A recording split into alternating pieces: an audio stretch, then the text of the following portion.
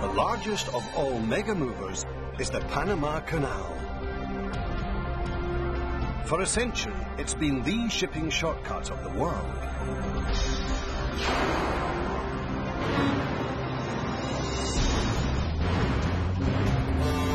But this 19th century marvel has struggled to keep up with 21st century demand. There are now more ships than ever on the high seas, and if the canal can't push them through, they'll take their business elsewhere. It's make or break time for this mega mover, and it'll take an army of men and machines for it to keep up with the competition.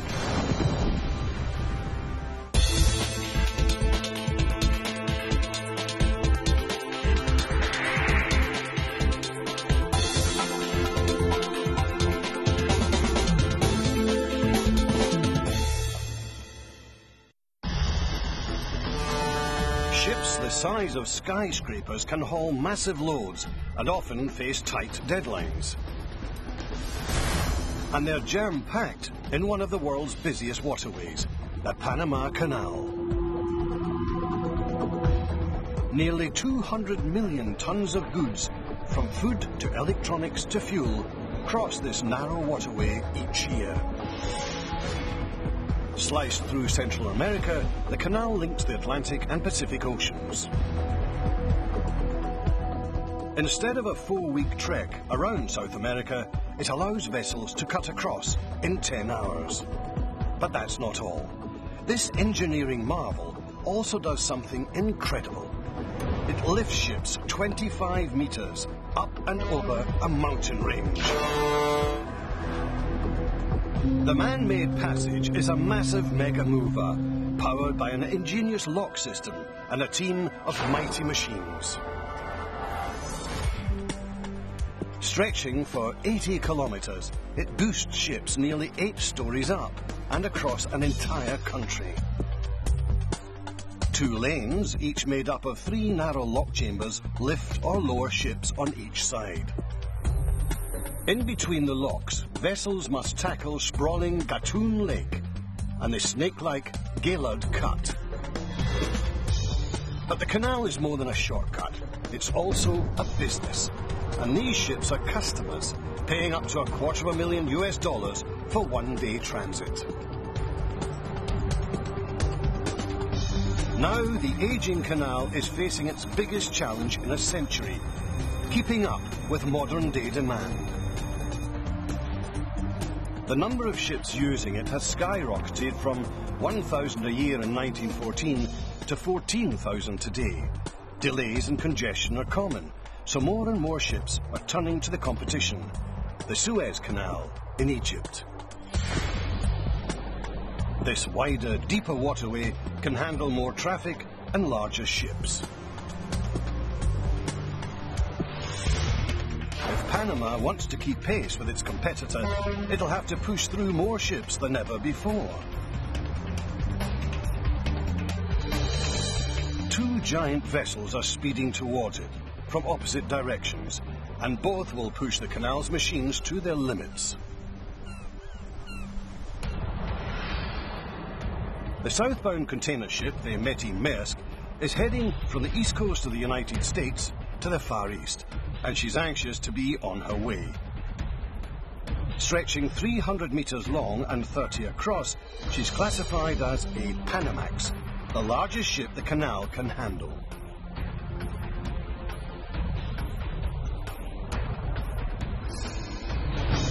At the opposite end, a towering car carrier named the Kentucky Highway is closing in on the Pacific locks. This northbound ship is delivering vehicles from Japan to the southern United States. But the ship's staggering 10-story height makes her incredibly hard to control, and if she runs into trouble, traffic could back up for several kilometers. As if that weren't enough, the canal is also up against another challenge, one it hasn't faced in 15 years. At sunset, workers must replace a 4-story, 400-ton gate at the Atlantic locks. It's a job for the floating crane, Titan. But to install the gate, Titan will have to block an entire lane, cutting traffic flow in half. The canal can't spare more than 4 hours for the operation. But workers can't turn their attention to the gate just yet. The Metty Maersk is heading straight for them, barreling down on the Atlantic locks. With containers stacked 6 high and 13 wide, she weighs 56,000 tons. She's a monster, even for the canal's champion powerlifter, the Triple Locks. Each of the 3 lock chambers stretches 300 metres, nearly long enough for the Eiffel Tower to lie flat. Some locks are so high that 6 lorries could sit on top of each other, and a single chamber can pack in nearly 3,000 buses.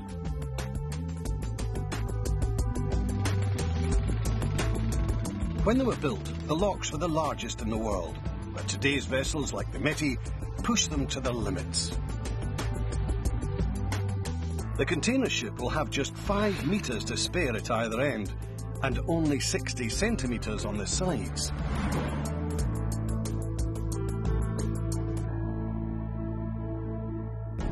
She can't make it through alone because she'd risk hitting the lock walls and crumpling her hull, or slamming into the gates, causing costly damage. So the canal calls in a team of men and machines to position the Metty perfectly. At 6 a.m, the canal's elite pilots take the helm. They have to train for 8 years before they can navigate this tricky waterway. Captain, how are you? Welcome to the Panama Canal. Captain Eric Christensen has successfully steered this container ship 16,000 kilometres from Hong Kong. Chief mate. But even the most experienced captain must relinquish control here. Okay, Roger. The Metty is too big for just one pilot. She needs 3. Stationed on the wing, bridge and bow, the pilots can't take their eyes off any part of her even for a second. Raoul Foyer is the bow pilot. We're trying to drive steel ships into concrete boxes, and inherently that's dangerous right there. It's time to rein her in. 2 rowers attach the ship to the approach wall. The canal needs raw strength to pull the Metty in. And these are the mighty mules that do the job. They may look small next to the ship, but they pack a powerful punch. Each one can pull 35 tons.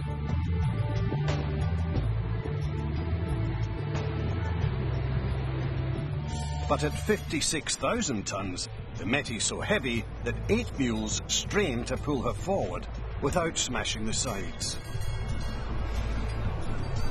They have just centimetres to spare.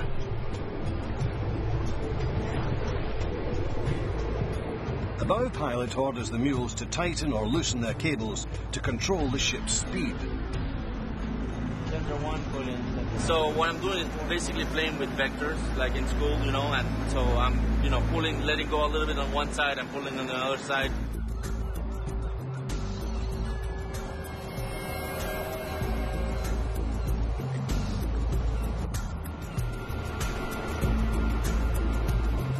Finally, she's in. It's time for the locks to show their strength. Down below, the lock floor erupts. 100 valves blast open and water explodes out. 98 million litres shoot from the upper lock to the lower one without the help of pumps. It's gravity that creates this awesome force, an amazing feat in a system that's 100 years old. After one more boost, the Métis clears the first hurdle. Our pilots can relax for a moment. But trouble is looming 80 kilometers away.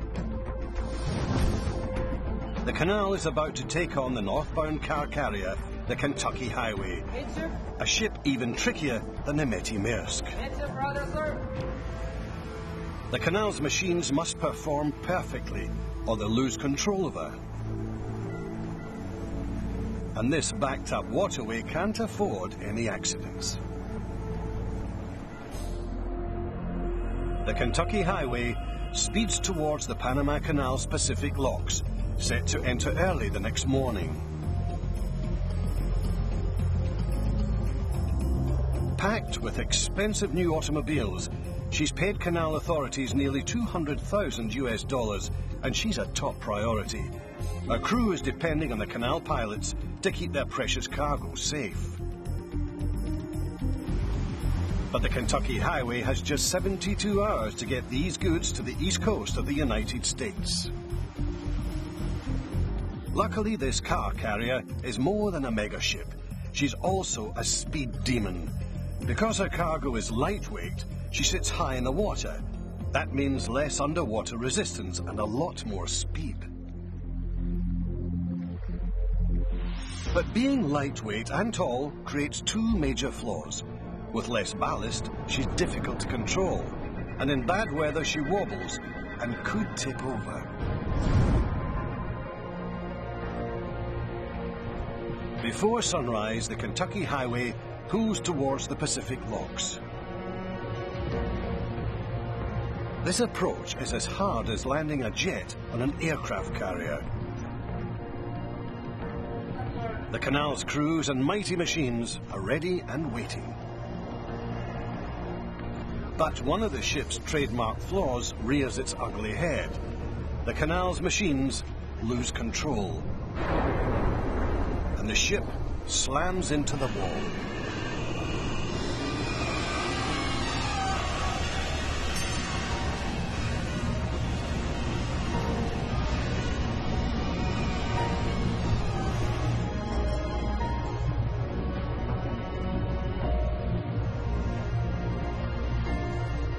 Fortunately, she's not seriously damaged. But the pilots can't dwell on the collision. With ships lined up behind them, they have to steer the Kentucky Highway through the narrow locks. The ship has to pass through 3 lock chambers. The first is at sea level, but the canal's waters are 25 meters above sea level. As the sun rises, the locks unleash a torrent of water, performing another weightlifting feat. The ship shoots up nearly 3 stories in 8 minutes. When the water levels are equal, the front gates open, and the Kentucky Highway teeters forward. Then the whole process repeats. 2 locks down, 1 to go.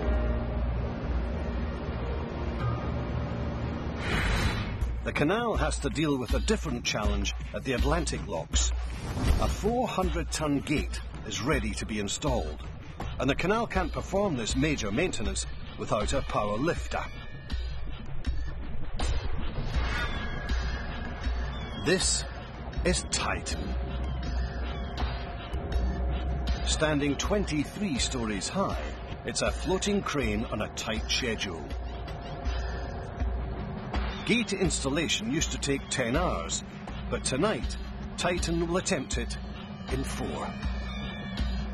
Even that briefer hold-up will prevent 6 ships from transiting and cost the canal more than $300,000.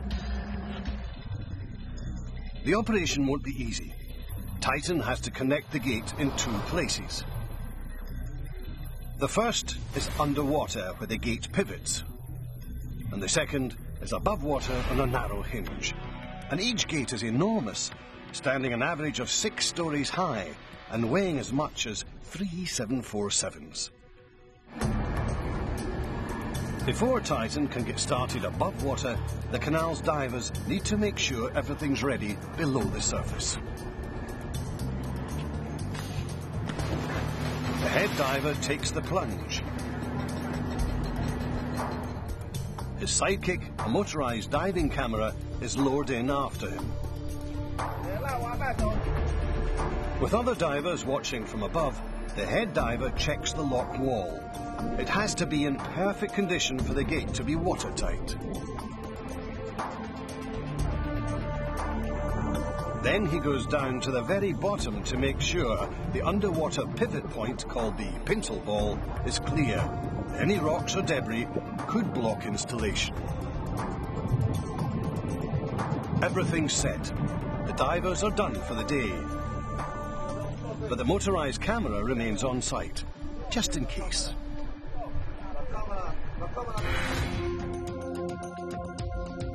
"80 kilometers away, on the Pacific side of the canal, the Kentucky Highway is in the final lock chamber and preparing to exit.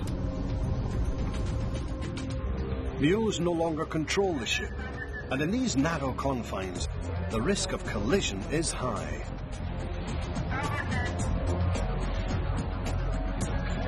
As the pilot pulls away, both he and the captain realize they have a serious problem. The ship next to them is pulling out at the same time, and they're too close to each other.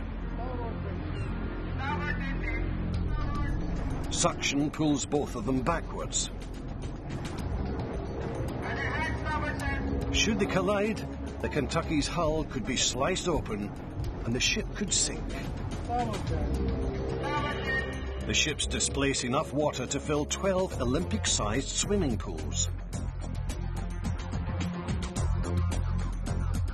And they leave a sort of footprint in their wake. When the ships accelerate, water rushes into these footprints, creating backward suction that can overpower forward-thrusting engines. The bow of the other ship is now on a crash course with the Kentucky Highway's stern.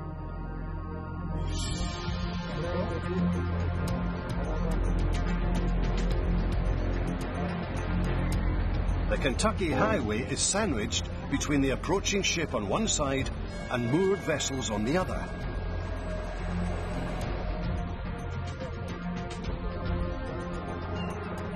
And to make matters worse, tugs are on the outside of both ships and in no position to help. The other ship tries to slow down, but her bow only turns harder towards the Kentucky. The Kentucky's pilot gives the order to thrust forwards.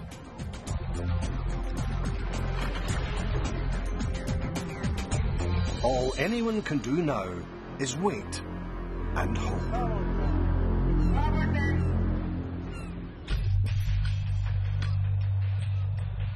There's only one place in the entire Panama Canal where giant ships meet head-to-head: Gatun Lake.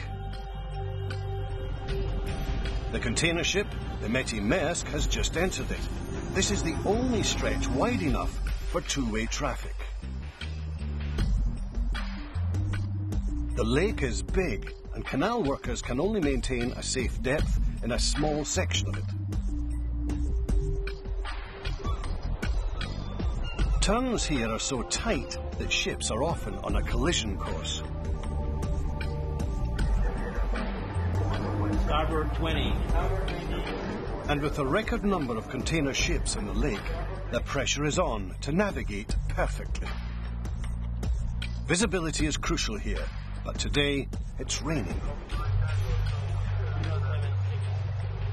The rainy season lasts a solid 8 months in Panama, and along with torrential downpours, it can also bring dense fog, a pilot's worst nightmare. Any day, anything can happen. It's very difficult to predict the weather here in Panama. And there's another problem. The pilot's view is blocked. The Métis is so long and stacked so high that all he can see in front of him is ship.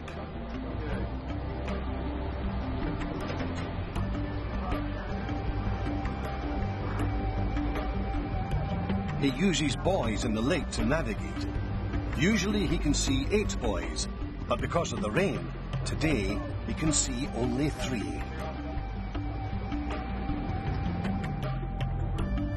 When we cannot see the buoys, then we are in trouble. You don't feel like you know where you are, even with the radar. It's kind of scary. So the Panama Canal has equipped its navigators with high-tech tools. Specialized laptops, outfitted with GPS and maritime databases, pinpoint the pilot's vessel and other ships in the canal. Right now, his tools tell him that another vessel is dead ahead. In other waters, the crew would never navigate this close to another ship. The risk of collision would be too high. With the gap between the ships closing fast, the pilot must multitask at every moment. We have to be listening to the radio to see what's happening ahead.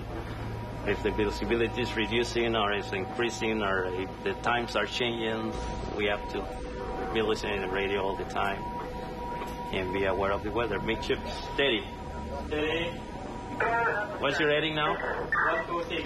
128. 128. He never knows when disaster could strike. And these 2 container ships are meeting at the worst possible place. A sharp turn. East to 10.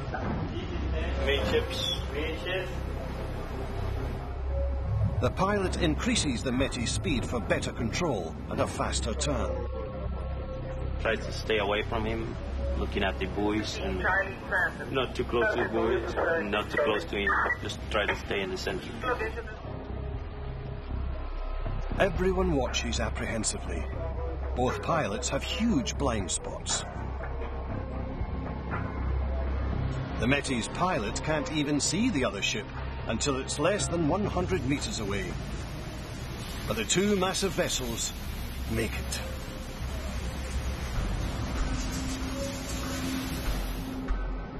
But the crew can't breathe a sigh of relief yet, because the rain is getting worse.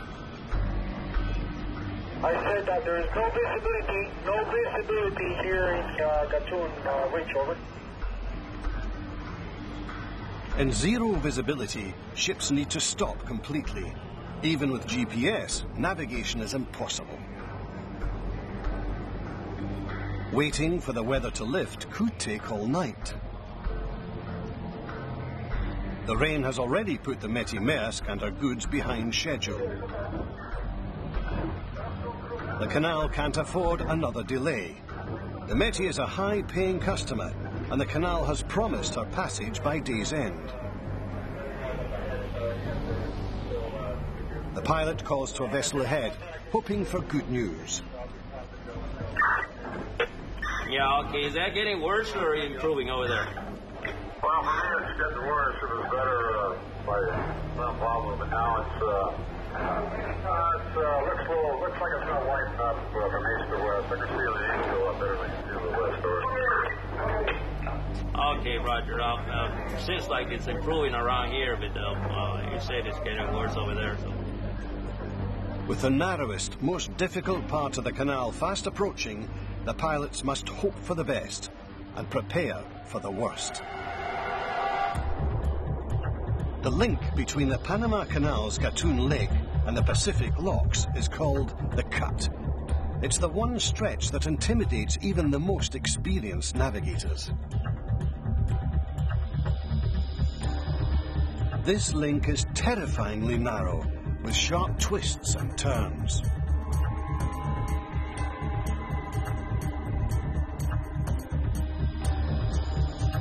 The sides and base are solid rock, and one wrong move could slice a ship's hull straight open.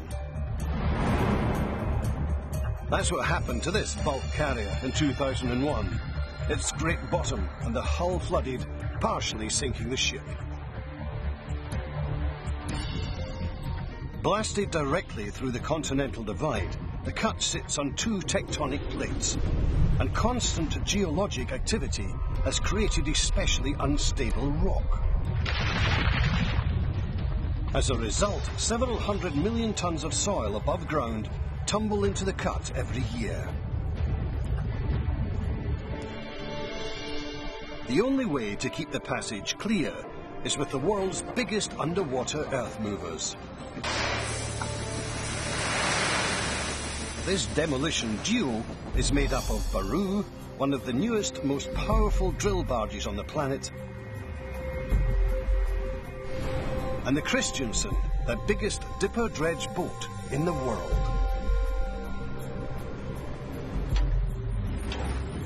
Together, they've moved more dirt than the original workers did to build the canal.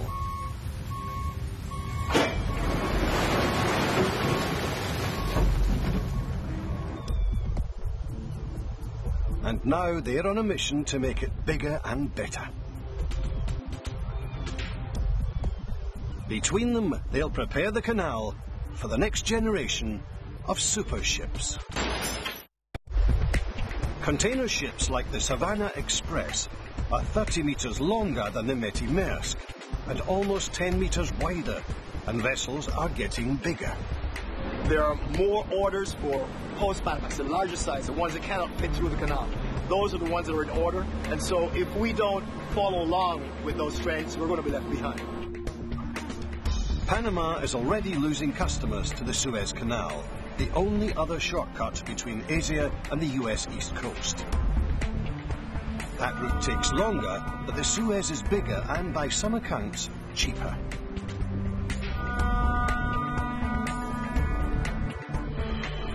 So the Panama Canal has unveiled its most ambitious plan since the waterway was built, a $5 billion expansion project. Its most impressive feature is a third set of locks that will hold twice as much water and extend 120 meters longer. This expansion will double the canal's capacity. It means that the cut needs to get bigger too, and not just for future ships, but for today's giant fleet. It's a three-step plan. First, they'll straighten the sides, then they'll deepen the bottom, and finally, they'll widen the waterway. The straightening isn't a problem.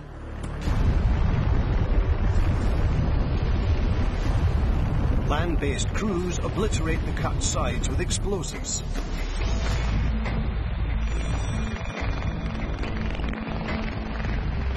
But some of the soil is resting on rock.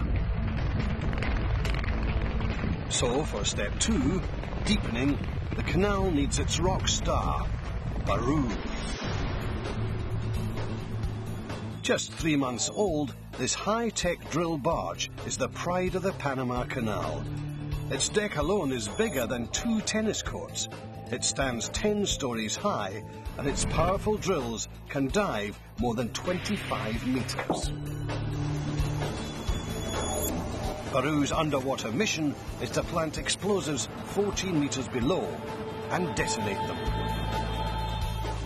With more giant ships today than ever before, the canal is counting on Baru to clear the way.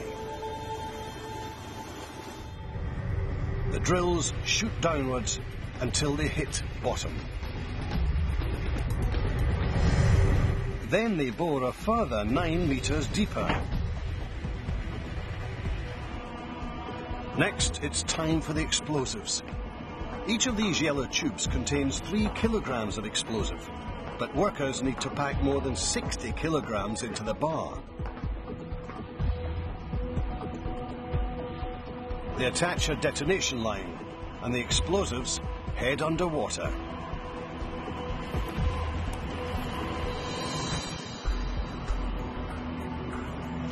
A styrofoam block marks each explosive hole. For today's massive blast, there are 40 holes packed with a total of 1,500 kilograms of explosive.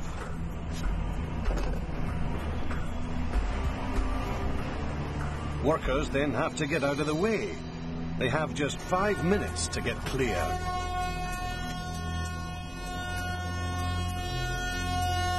They need to do the blast between transiting ships. If a boat is within 600 meters, it could be hit by flying rock.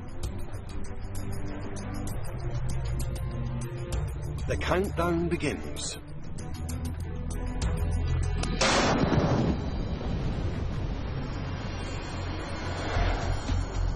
(2,500 cubic meters of solid rock are obliterated. Now it's time for step 3, widening. For this step, the canal calls in Baru's partner, the Christiansen. Weighing a massive 4,200 tons, this machine is the world's biggest dipper dredge. Its crowning feature is a massive head that can lift the weight of 8 buses.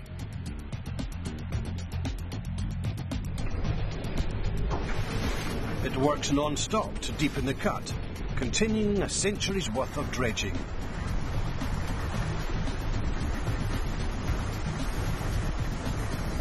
Pete Barotta is the captain. If we stopped dredging within a year or two, there wouldn't be enough water to pass the size ships that we pass now. Soil and silt are no problem for the machine's giant mouth, but there are some things even it can't swallow. Often the Baru's blasts create boulders that won't fit through the Christiansen's mouth. Left alone, boulders like this could tilt in the churning waters of the cut and gash a ship's hull. So they have to be blown up, something workers here tend to enjoy.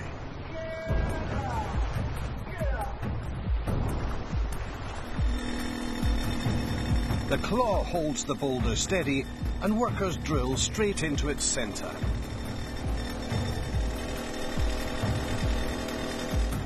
Then the foreman carefully inserts 3 packets of explosive.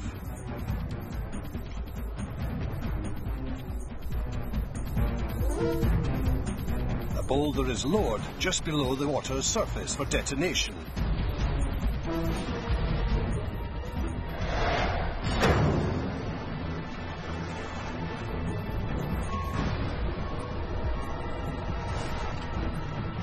It's blown to bits.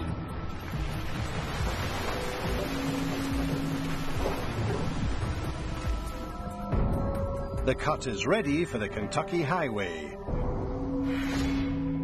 But back at the Pacific Locks, the Kentucky Highway isn't ready for the cut.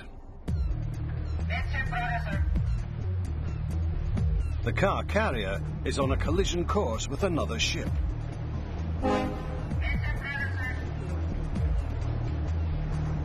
The Kentucky's pilot fights to pull her forward and radios the other vessel's pilot.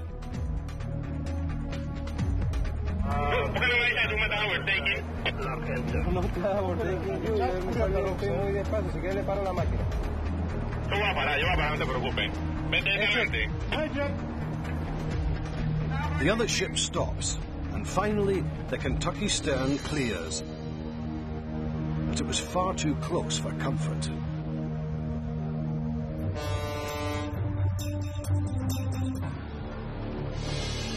In the Panama Canal's Gatun Lake, the rain is still coming down, drastically reducing visibility. And the container ship, the Metty Maersk, is in the thick of it. The head pilot has been on duty for 8 stressful hours. Now he must hand over control to the final pilot. GPS shows that the Metty must cross paths with 1 more container ship before entering the cut.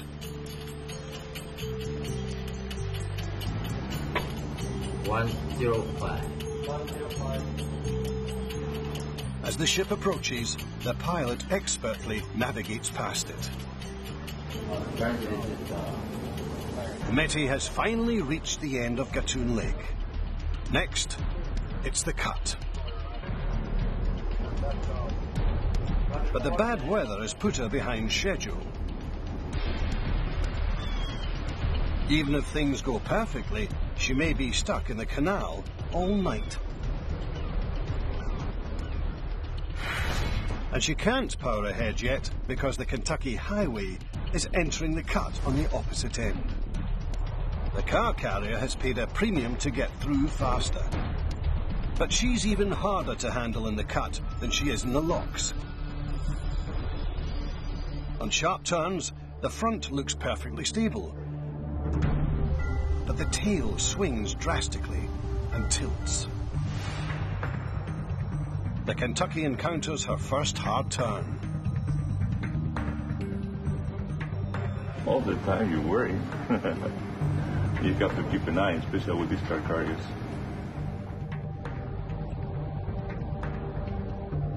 Javi Bergozo has been a canal pilot for 16 years. His orders will make or break the ship's passage.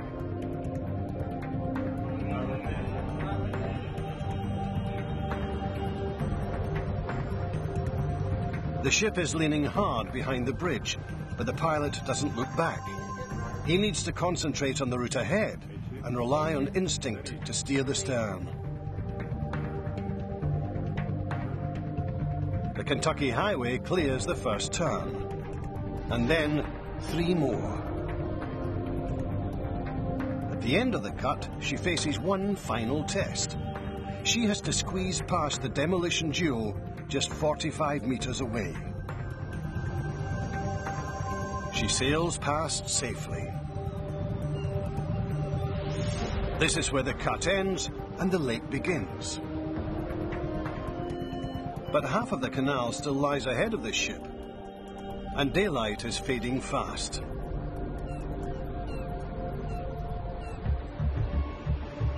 At the canal's Atlantic locks, the mighty floating crane Titan is pulling in. It's hauling a newly refurbished gate that's ready to be reinstalled. Titan's crew is up against a tight deadline. The canal needs them to clear the lane by midnight to avoid any further costly traffic backups. But the crew can't rush. Every step requires precision. One mistake and the gate could break during a ship's transit, bringing traffic to a standstill. Step 1 is sinking the gate.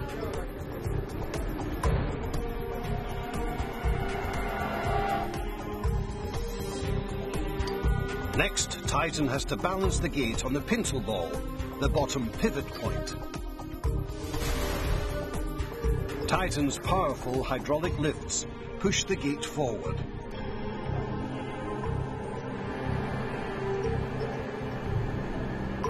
The foreman could use underwater cameras to ensure the gate is in place, but gut instinct tells him that Titan got it right on the first try. Step 3 is sliding the gate into the top joint. Okay. Bien, ahí, buen. Okay.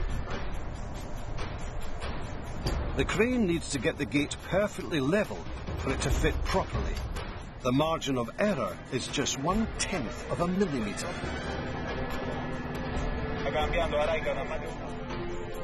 Leveling something this huge is no easy task. In the past, the crew has tried GPS, lasers and other state-of-the-art toys to assist them. But, believe it or not, the most reliable tool they've found is a $2 level. The foreman checks, and the gate looks good. He calls on Titan to move the gate in.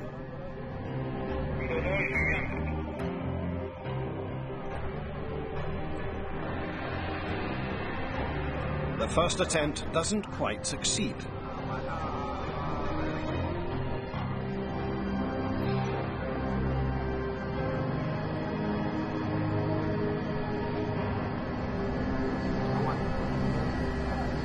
But the foreman thinks that Titan can jostle it into place, and he tries again.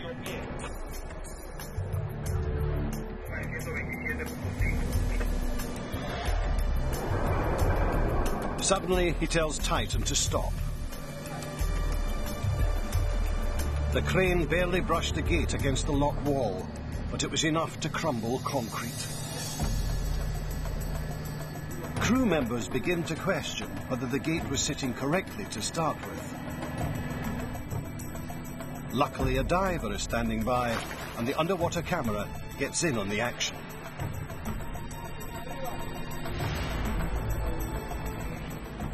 It shows that Titan did get it right. The gate is on the pintle ball. But there's also bad news. The brush with cement broke part of the wall away, and that piece is now sitting where the gate will eventually rest.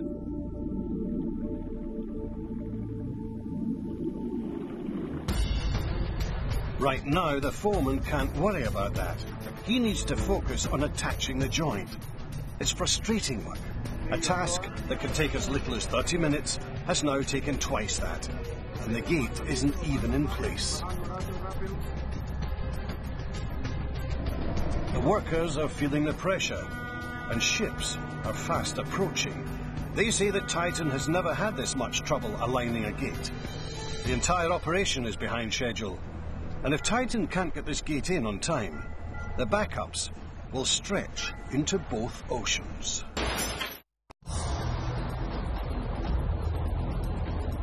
In the Panama Canal's infamous Gaylord Cut, the Betty Maersk gets a pleasant surprise. The rain has finally stopped. But rough weather has put this container ship behind schedule, and there's nothing the pilot can do to make up time. The only safe speed here is an agonizing 15 kilometers an hour. He takes turns cautiously, mindful of the rocky bottom that could gash the ship's hull. But the demolition duo did their job well, and the Métis proceeds without a single scrape.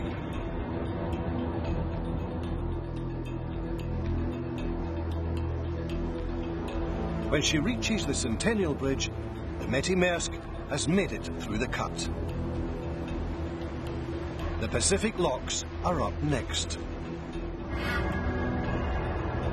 The sun is setting, and it's dangerous for the Métis to attempt the locks in the dark. But canal authorities decide they have to push the ship through, because ports around the world are relying on her. The sun has already set at the Atlantic locks as Titan and its crew struggle to install the massive gate. Their 4-hour deadline has come and gone. Ships are now just minutes away, and tonight's transits depend on them. The 23-story crane lines up the joint holes to insert a pin. Then, once they're aligned, it has to hold the gate perfectly still.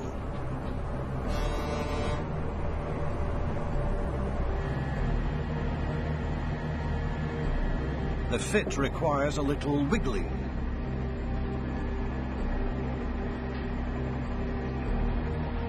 The pin goes in, part of the way. But these chalk marks need to line up, and they're off by almost 8 centimeters.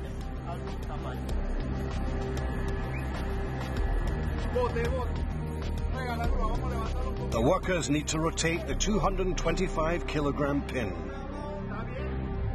They use a low-tech method to do this. But it works, and the pin goes in. Workers attach a hydraulic jack to open and close the gate. Then the welders go to work.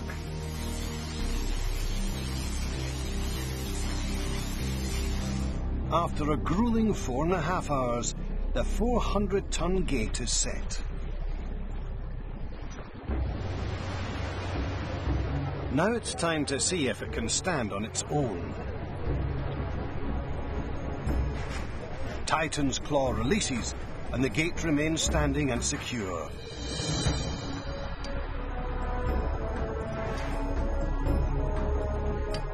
But the million-dollar question is, does it work?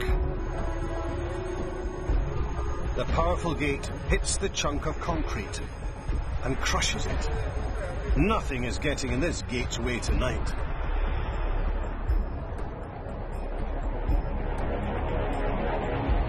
Titan takes a bow and exits.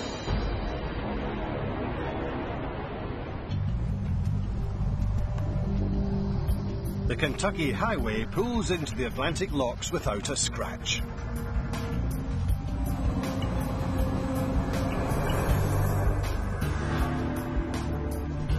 Two more steps down, through one final set of gates, and she's back in open water, heading towards her final destination.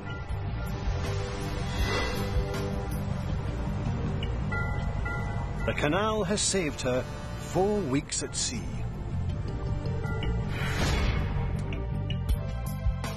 At the Pacific locks, the Métis makes her final exit, giving canal workers something big to celebrate. Their team of mega machines has pulled through nearly twice as many container ships as they ever have before. It's one for the record books, and 3 more success stories for a 19th century canal, working tirelessly to keep up with 21st century demands. Another fleet of mega ships will descend on her tomorrow, and when it does, the canal's team of mighty machines will be ready and waiting.